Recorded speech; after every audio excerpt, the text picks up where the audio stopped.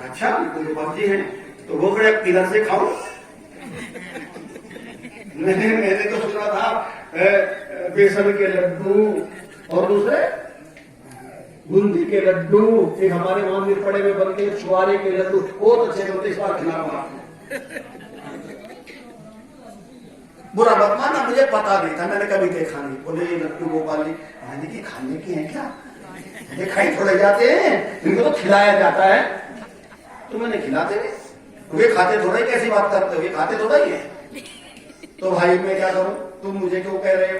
इसलिए मेरा कहने का अभिप्राय है हम जो जैसा है उसको उसी रूप में माने, अपने माता पिता की सेवा करें, अपने बुजुर्गों की सेवा करें, और जिस गरीब बेटी की विवाह या जिस गरीब बेटी की शिक्षा की व्यवस्था में आपने धन लगा दिया, उसकी सेवा की, तो आपका जन्म सफल हो गया। और यदि हम इसी चक्रों में पड़ते रहे ना तो सोमनाथ गजनवी जैसे लोग फिर आएंगे और फिर आपको लूट करके ले जाएंगे। तो इनके चक्रों में आप आने वाले समय में हमारे बच्चे कायर होंगे, बुजदिल होंगे, और उनके अंदर उनके रगों में जो क्षत्रिय का खून है वो समाप्त हो जाएगा, ठंडा हो जाएगा। और फिर आप समझेंगे जो भी करेंगे भगवान जी करेंगे, जो भी करेंगे वही करेंगे। जब सोमनाथ का मंदिर लौटा तब यही हुआ था। तो मैं आपसे निवेदन करना चाहता हूं कि आपको धार्मिक होना बहुत जरूरी है। आपकी गलती नहीं, आपको जैसा इंजेक्शन जैसा लोगों ने बताया आपने करना शुरू किया। मैं बाध्य नहीं करता हूं, आप जो चाहे सो करें, क्योंकि जो आप करेंगे वही आपको फल मिलेगा। जो मैं कहूंगा वो मुझे मिलेगा। मैं किसी को कभी बाध्य नहीं करता, मेरा काम है बताना, क्योंकि इंजेक्शन जैसा लगा है वही प्रभाव करेगा, वही काम करेगा। तो इन्हीं शब्दों के साथ आशा करता हूं धार्मिक होना बहुत जरूरी है। लेकिन जब हम धार्मिक हो जाएं तो अच्छे रास्ते पर, ठीक रास्ते पर, वास्तु के रास्ते पर, वेद के रास्ते पर आना भी बहुत जरूरी है।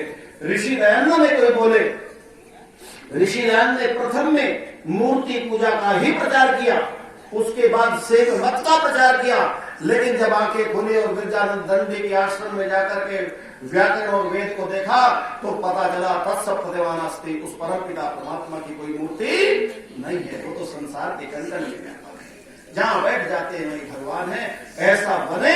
इन्हीं शब्दों के साथ भाई वेदपाल जी का बहुत धन्यवाद, आदरणीय रामपाल जी बैठे उनका धन्यवाद। मैं अगर नाम लूं, हमारे दरोगा जी है, मनोज जी है, सामने बाबू जी बैठे हैं, सभी चमन सिंह जी हैं, मनोज जी और तमाम हमारे अमरपाल जी सब आए हैं। तो पुनः से अपनी माताओं का, ये बच्चे हैं हमारे, बेटियां हैं, उनका सबका धन्यवाद। आशा करता हूं कि आप गायत्री मंत्र जप करके सोया करें। जो जिसकी उंगली मां पकड़ लेती है ना, लड्डू गोपाल भी मां से ही पैदा होते, ये बात की बात है, पहले मां है।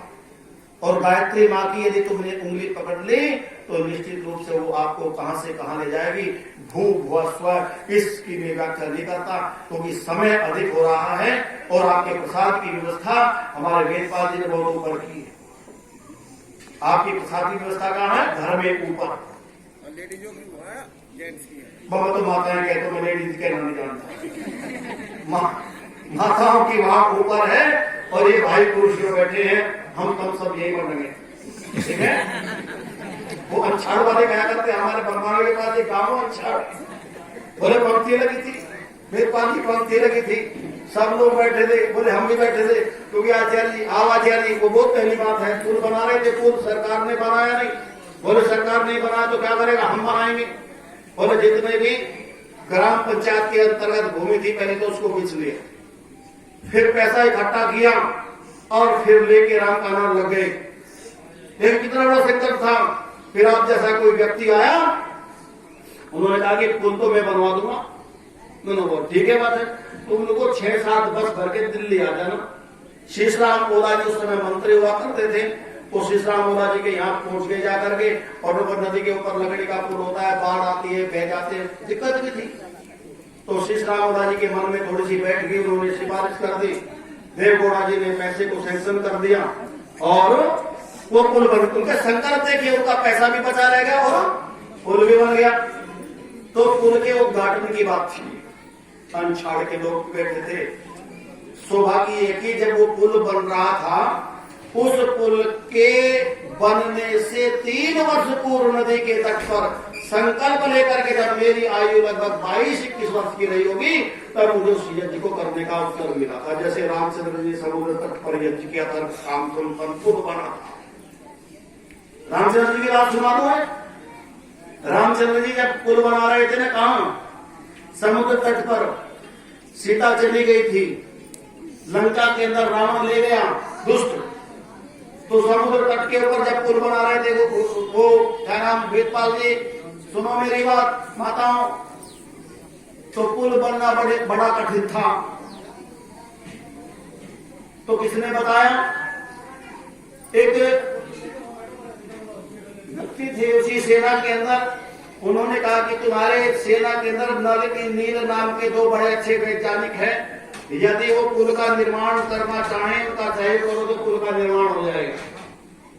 अब मैं पुट लगाता हूं पौराणिकता की पुट लगाता हूं। तो लोगों ने काम करना शुरू कर दिया। किसने? राम की सेना ने, सुग्रीव की सेना ने। जब सुग्रीव की सेना काम कर रही थी तो ऐसा कथानक आता है कि जो पत्थर उठाते थे उस पर क्या लिखते थे? देखो सबको पता क्या लिखते थे जी? राम। और राम लिखे पानी में छोड़ दिया। पानी में छोड़ा तो पत्थर, अरे आप तो बड़े विद्वान हैं, आपका तो सब पता है।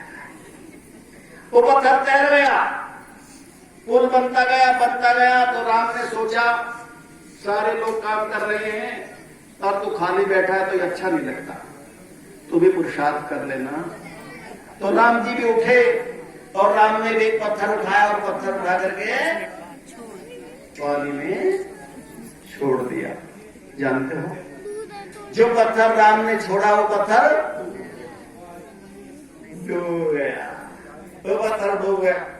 राम ने सोचा मेरे भक्त मेरे नाम को पत्थर पर लिख करके पानी में डालते हैं, वो पत्थर तैर रहा है और तेरा छोड़ा हुआ पत्थर डूब गया।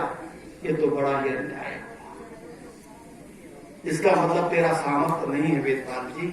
राम अंदर अपने आप को हीन दीन महसूस करने लगे और फिर बगले झांकने लगे कि तेरे डूबते हुए पत्थर को कहीं किसी ने देख तो न लिया। रामचंद्र जी आश्चर्य में डूब गए।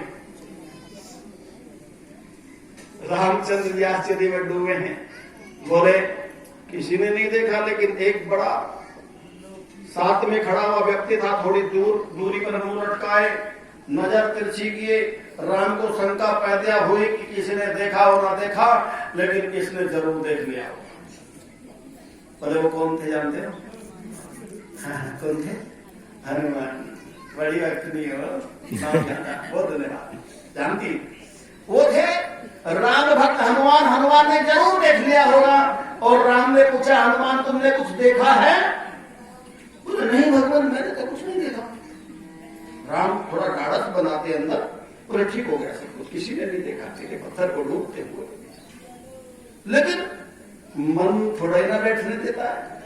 दूसरे क्षण बोला यार जरूर देख लिया। हनुमान झूठ बोल रहा। हनुमान जी मैं आपसे पूछता हूं क्या आपने कुछ देखा? हाथ जोड़ करके विनम्रता के साथ बोले महाराज मुझको देखना क्या, देखना तो आपको ही है, आप ही तो सब कुछ है, आपको ही सब कुछ देखा, मैंने कुछ नहीं देखा। रामचंद्र जी शांत हो गए और इधर उधर व्यस्त हो गए, लेकिन मन ने फिर नहीं बैठने दिया। इस बार तो रामचंद्र जी हनुमान के पास चल करके जाते और हाथ पकड़ करके बोले हनुमान तुम सत्य बोलो या तुम सत्य कहते हो कि तुमने कुछ नहीं देखा? अपने श्री राम प्रभु को कैसे बताऊं, कैसे रिझाऊं, कैसे बोलूं, कहां से लाऊं वो शब्द कि मैंने देख लिया तुम्हारे पत्थर को डूबता, कैसे करूं? राम हनुमान से पूछते हैं, हनुमान के अंदर मंथन चल रहा है, ये मेरे सब कुछ तो यही है, मेरा आराध्य देव है। हनुमान नहीं बोलूंगी, चुप खड़े हो। हनुमान बोले तो वेदपाल जी कुछ नहीं, आंखों से आंसू निकल पड़े। हनुमान रोने लगे। बोले कारण क्या है, रोते क्यों हो? बोले भगवान जानना चाहते तो, पूछना चाहते तो पूछ लो, पता तो आपको सब कुछ है। मैं इसलिए रोता हूं कि आप बार बार मुझसे पूछ रहे हो मेरी स्थिति यह है, मैंने जो देखा है आप सुन लो अपने कानों से, जिसको आप छोड़ देते हैं वो डूब जाता है। क्या कहा? जिसको आप छोड़ देते हैं। पत्थर की बात नहीं की माता, उसने पत्थर की बात नहीं कही, उसने कहा जिसको आप छोड़ देते हैं वो डूब जाता है। वो राम परमपिता परमात्मा जो संसार में रमा हुआ, वो दशरथ का बेटा था, लेकिन जो संसार के कण कण में रमा हुआ राम है, जिसको राम छोड़ देते हैं, जिसको भगवान छोड़ देते हैं, जिसको यज्ञ छोड़ देते हैं, उसको डूब जाता है। इसीलिए कभी अपने जीवन में उस परमात्मा को मत छोड़ देना, उसके सच्चे अनुयायी बनो। तुम्हारे अंदर एक भावना पैदा हो, तेज पैदा हो, जिससे लोगों के अंदर परिवर्तन हो। वो तब परिवर्तन होगा जब मेरे अंदर तेज और ओज होगा, आत्मा में शक्ति होगी। तो मैंने आपसे निवेदन किया, जो यज्ञ को छोड़ देता है यज्ञ उसको छोड़ देता है, जो धर्म को छोड़ देता है धर्म उसको छोड़ देता है। बहुत अच्छी बहनें माताएं इतने 12 बजने के बाद भी बोले, बड़े शांति से बैठ करके सुन रहे ना, सुन रहे। तुम्हारा धन्यवाद कैसे करूं? ये वही तो माता है जो 10 मिनट पहले, अरे मैं भी सुबह होकर के बैठ गया यार, करने भी कैसे। यही तो माला पहनाते हैं, ये ढेले भी मारते हैं, लेकिन प्रतीक्षा तो करनी पड़ेगी ना, बोले आप इसे बात थोड़े हो जाएगी। इसलिए बहुत बढ़िया माता है, बहनें हैं, मेरे भाई भी बहुत बढ़िया हैं। इसीलिए ध्यान रखना, वो परमपिता परमात्मा कहीं हमको छोड़ न दे, और वो भगवान अपने पुत्र को कभी भी नहीं छोड़ते। बस राम और हनुमान की तरह समर्पण के साथ सेवा करते ना श्री राम प्रभु की, तो वो कभी आपको छोड़ेगी नहीं। वो गायत्री माँ आपके हाथ को यहाँ से पकड़ लेगी, और जब माँ बच्चे के हाथ को पकड़ लेती है, चाहे नदी आए, चाहे नाला, चाहे नाली आए, चाहे रास्ते में कोई ईंट पत्थर, उसको ठोकर नहीं लगने देती, उसको उबार लेती, उसको संभाल लेती है। इसीलिए ज्यादा ताकतवर मत बनो कि मैंने भगवान को पकड़ा है। तुम भगवान को क्या पकड़ोगे भाई? तुम भगवान को पकड़ सकते हो ना? भगवान को अपने को तुम्हें पकड़ा देना। तू जाने तेरा काम, तू जाने तेरा काम। बस इतना सामर्थ्य देना कि मुझसे कोई भूल ना हो। मैं प्रभु इन्हीं शब्दों के साथ मैं अपनी आदरणीय माताओं का, बहनों का बहुत धन्यवाद करता हूँ। ये मेरे बच्चे छोटे छोटे खड़े हैं, बहुत अच्छे। बेटा तुम्हें सीखना है। देखो हम है ना, हम और ये 2-4 तो हैं ठीक ठाक सी, और तो कुछ रिटायरी पर ठेक का क्या करना। हमारी ये तो बस तैयारी है, हम भी 2-4 साल में तैयार हो जाएंगे। तुम बच्चे जितने बच्चे हैं उनको आगे अपनी संतति को बनाना है, राष्ट्र को बनाना है, निर्माण करना है। तो मैं बड़ों से भी निवेदन करूंगा, बच्चों के साथ समय बिताया करो।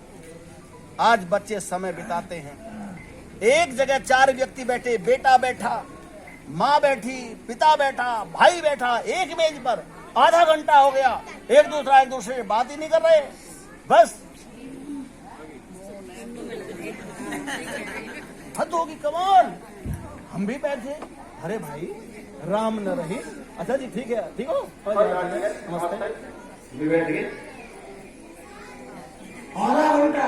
मैंने परीक्षा करता हूँ आज है तो हम खराब से आदमी, लेकिन बड़ी शांति से उधर बैठे आधा घंटा। जिस परिवार के 4 व्यक्ति एक जगह बैठ करके मोबाइल पर लग रहे हो, आने वाले का कुछ पता नहीं, उनका भविष्य सुरक्षित नहीं। तो मैं निवेदन करता हूँ, समय पर काम करो और समय से अपना एक नियम बना लो, नियमावली बना लो। तुम्हारा कल्याण हो, आपका कल्याण हो, आपका मंगल हो। इन्हीं शब्दों के साथ सभी का बहुत आभार। सीधे बैठे, शांति पाओ।